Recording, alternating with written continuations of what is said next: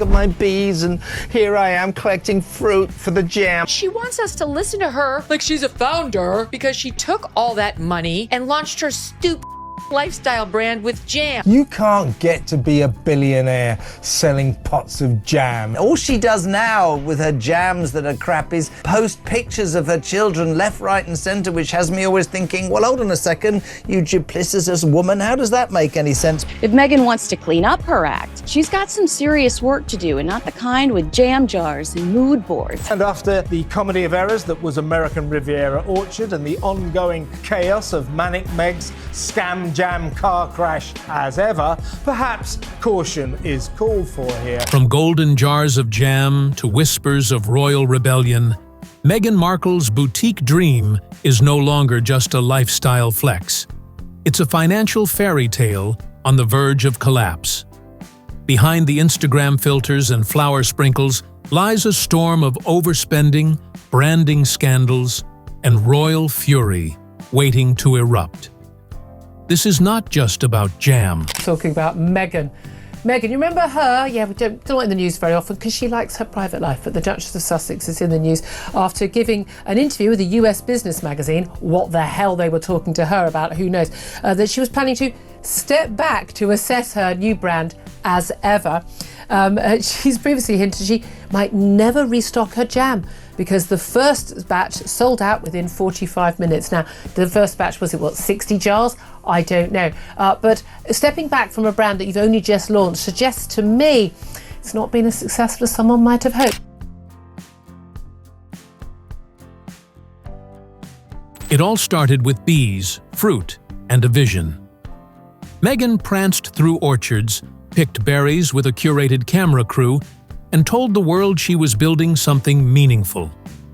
What she really launched was American Riviera Orchard, a lifestyle brand that offered jam with a royal twist. But the twist wasn't the flavor, it was the strategy.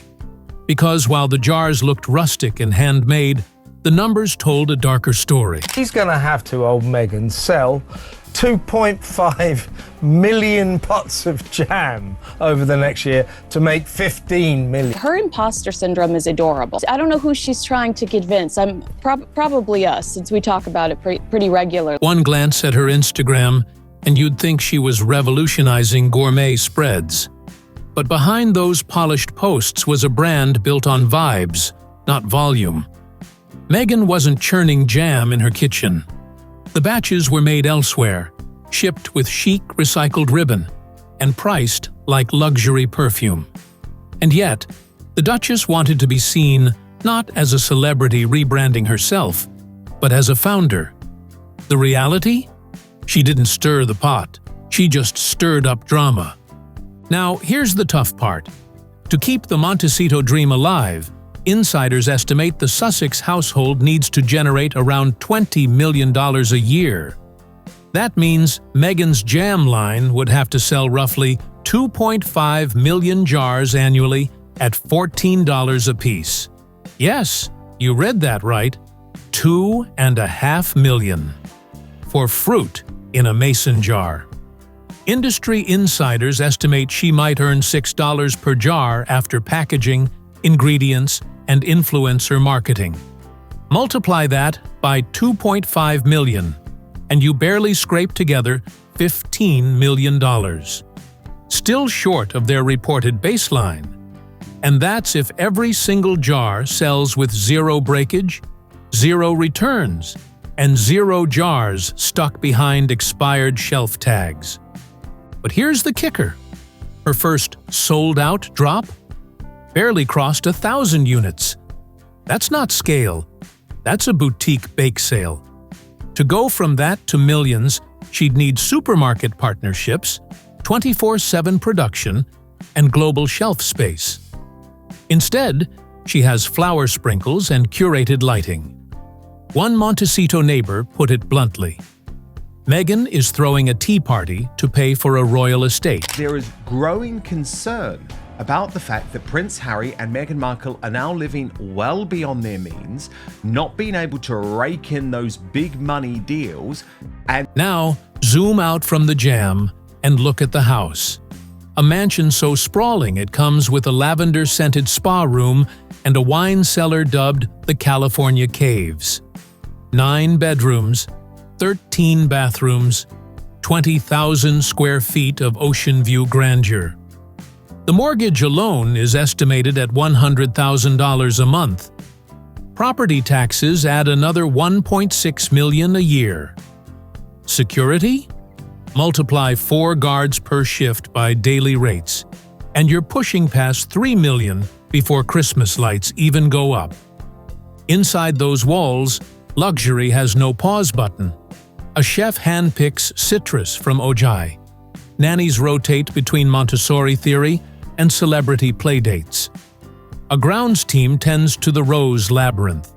Payroll insiders estimate that just the staff costs hover near $250,000 every month. Meghan's debut jam batch, even if every jar sold, would barely cover 1 month of this royal routine. I couldn't brand myself independently and live off taxpayer money. It felt like quite a big violation. I essentially had to be forever beholden to taxpayer, whoever he is. That doesn't even touch the imported orchids that get replaced the second a petal wilts. Or the custom yoga gear flown in from Bali. Add it up, and you get a yearly burn rate flirting with $15 million. Before a single dress gets tailored, or Harry fills up the electric Range Rover for polo therapy. And as the fruit jars struggle to keep up with 5-star spending, something even more dangerous is brewing in the background. A branding decision that may cost Meghan her last thread of nobility. It started quietly. A thank you basket was posted by a beauty mogul on social media. Inside it were cookies, tea, and a jar of Meghan's signature jam. All perfectly presented with a cream ribbon and one tiny but explosive detail. A card printed with 3 gleaming letters, HRH, His or Her Royal Highness. Harry had once pledged never to use the title for commercial gain.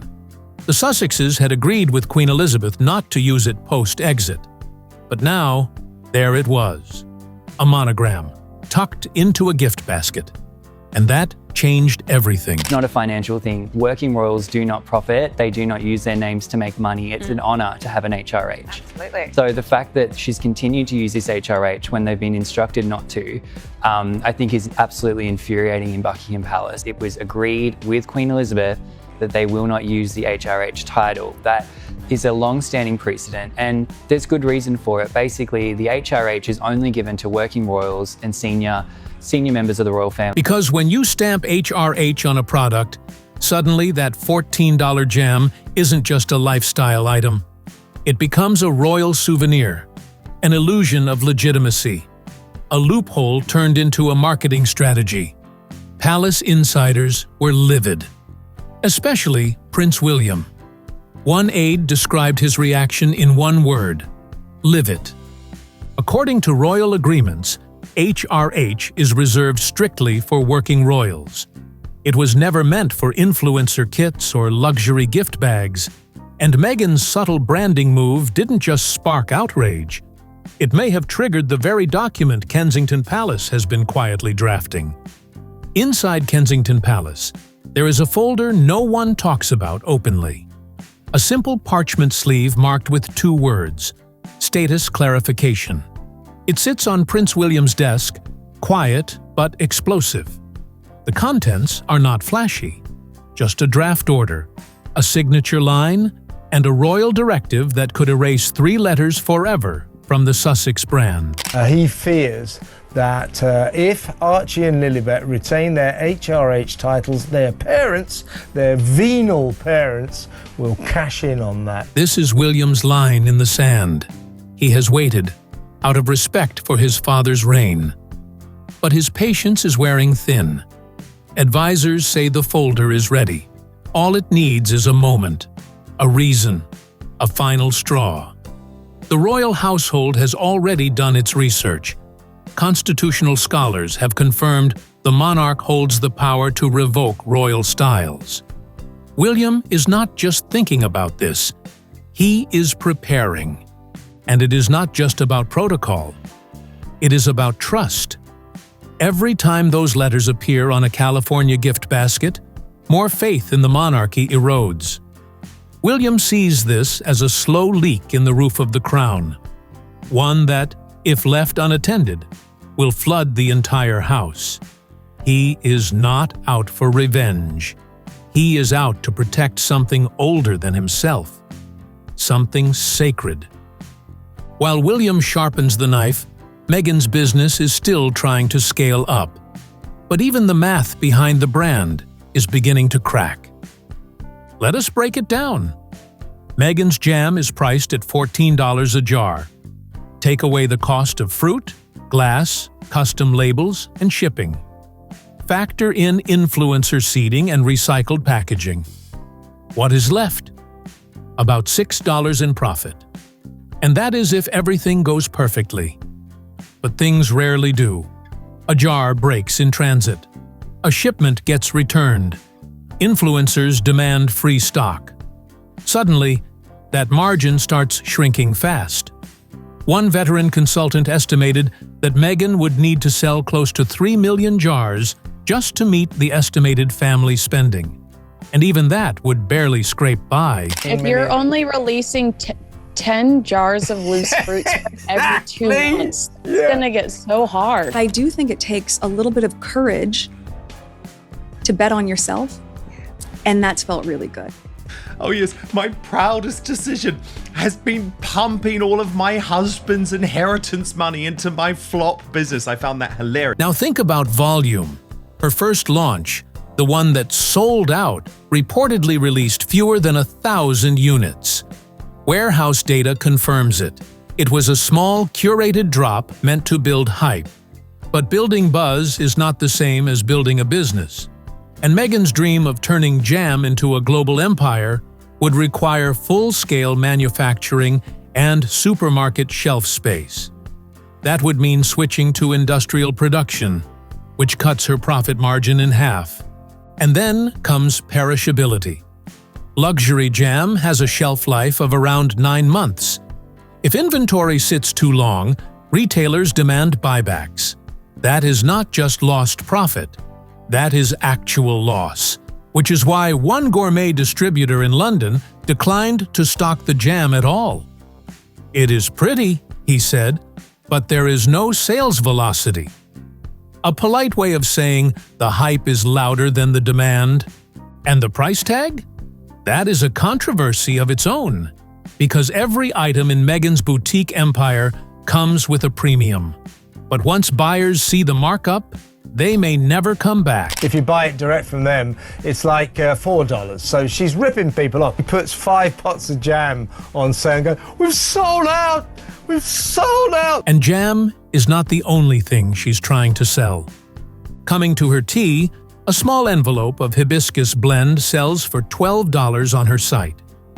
Compare it to a similar product from a bulk supplier in Illinois, and the cost drops to just under $4. What changed? A prettier sachet, a flower-printed label, and a name. The cookie mix is even more dramatic. $14 for a mason jar of layered ingredients you could recreate at Trader Joe's for $3.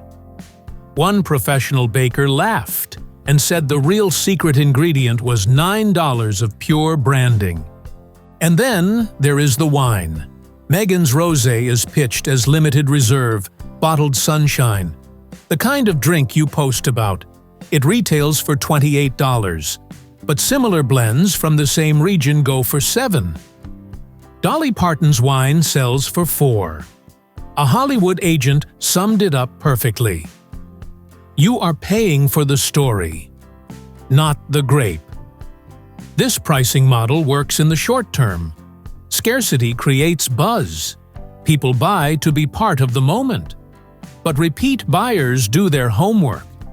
And when they see that the jam is mass-produced in a contract facility far from Montecito, the illusion starts to crumble. A branding expert warned that once that aura breaks, only heavy discounting can move the product. And that kills the margin, which makes it nearly impossible to cover the family's spending needs. Even with the branding cracks showing, The real financial strain is coming from something far more serious. A burn rate that no amount of tea or jam can offset.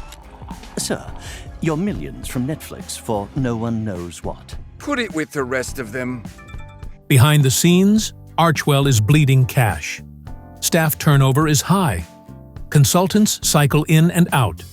PR firms send invoices with six-figure totals. One junior aide described the finances as a slow-motion collapse. The problem is not ambition, it is logistics. Her lifestyle empire requires mass production, but operates like a micro-batch business. There is no clear distribution model, no retail partnerships, just hype, sprinkles, and mood boards. And while the Duchess promotes her next drop, the team is scrambling behind the scenes to make the numbers work. Board meetings have turned into crisis control. Deadlines get missed. Bills pile up. One insider called the whole thing a vibe-based economy. The longer this continues, the more it resembles a branding mirage. Because without real volume, there is no real revenue. And the castle-sized expenses are not waiting for Instagram engagement to catch up. They are due, monthly. Behind the scenes, a storm is forming. It is not coming from tabloids or TikTok. It is coming from the IRS. Financial analysts began noticing blurred lines between Meghan's product sales and Archwell's charitable arm. The foundation claims to operate in the public good. But the tea, jam, and rosé are clearly for-profit ventures. If those earnings pass through the nonprofit without proper separation, the penalties could be brutal. One forensic accountant warned that a single audit letter could trigger months of financial discovery. Every invoice, every ribbon, every gift basket with HRH branding would come under the microscope. The optics alone could spook sponsors. Meghan might be posting flower sprinkles, but the government is watching receipts. And just as the tax threat mounts, royal patience reaches its edge. Because one quiet morning could bring a signature that resets everything. William is reportedly formulating a plan to finally strip Prince Harry and Meghan Markle of their HRH titles. Imagine a courier at the gates of the Montecito estate, a silk-tied envelope in hand. Inside, a single line of text. The HRH styles for Archie and Lilibet will no longer be recognized. No press conference, no dramatic statement. Just a line of ink and a website update. Overnight, the Sussex brand would lose its last shimmer of royalty. Retailers would panic. Labels would need reprinting. The products, once seen as royal souvenirs, would now be just another celebrity item on the shelf. And the IRS? They would pounce. If the products were marketed with royal flair, but sold without real entitlement, that could open a fresh wave of scrutiny. All it takes is one decree. And insiders say that the decree is already drafted. But the external collapse is only part of the picture. Because inside Archwell, things are falling apart even faster. What is she talking about? What is that all about? Flower sprinkles? They're not going to sell out unless you're only selling 7 sprinkles. Fantasy. I think she's lost in her own world. Look at my bees, and here I am collecting fruit for the jam. Once pitched as the future of compassionate media, Archwell now looks like a cautionary tale. Spotify dropped them. Netflix grew distant. Producers quit. Consultants were fired. Even a resilience coach was hired to keep morale up. It did not work. Attendance at sessions barely hit double digits. Employees whispered about burnout, confusion, a company that asked them to defend royal titles one day and sell jam the next. The disconnect between branding and execution turned every project into chaos. A manager compared it to bailing water from a yacht while someone drills new holes in the hull. Board members scheduled emergency sessions. Cuts were promised. Fresh capital was demanded. But nothing landed. The only thing growing was the burn rate and the silence. As Britain grows colder to the Sussex experiment and America starts tuning out, one final question rises. Can Meghan and Harry pivot before the last thread snaps? Can a lifestyle brand built on aesthetics survive once the royal illusion fades? The answer may not come in headlines or interviews. It may come in the next invoice, the next tax notice, or a quiet update to the royal family website, one that erases 3 letters, and with it, everything they built. I couldn't brand myself independently and live off taxpayer money. It felt like quite a big violation. I essentially had to be forever beholden to taxpayer, whoever he is. If you're only releasing 10 jars of loose fruits every 2 months, it's gonna get so hard. I do think it takes a little bit of courage to bet on yourself, and that's felt really good. Oh yes, my proudest decision has been pumping all of my husband's inheritance money into my flop business. I found that hilarious. It's not a financial thing. Working royals do not profit. They do not use their names to make money. It's an honor to have an HRH. Absolutely. So the fact that she's continued to use this HRH when they've been instructed not to, I think is absolutely infuriating in Buckingham Palace. It was agreed with Queen Elizabeth that they will not use the HRH title. That is a long-standing precedent, and there's good reason for it. Basically, the HRH is only given to working royals and senior members of the royal family. Talking about Meghan. Meghan, you remember her? Yeah, we don't like in the news very often because she likes her private life, but the Duchess of Sussex is in the news after giving an interview with a US business magazine. What the hell they were talking to her about, who knows, that she was planning to step back to assess her new brand as ever. She's previously hinted she might never restock her jam because the first batch sold out within 45 minutes. Now, the first batch was, 60 jars? I don't know. But stepping back from a brand that you've only just launched suggests to me it's not been as successful as someone might have hoped. Because once the initials are gone, all that is left is the product, the jars, the price tags, the numbers. And if those cannot stand on their own, then neither can the dream. So what do you think? Is this a brand about to be reborn? Or the final chapter of a fairy tale that cost too much to maintain? Let us know what you think in the comments below. Thanks for watching, and we'll see you in the next one.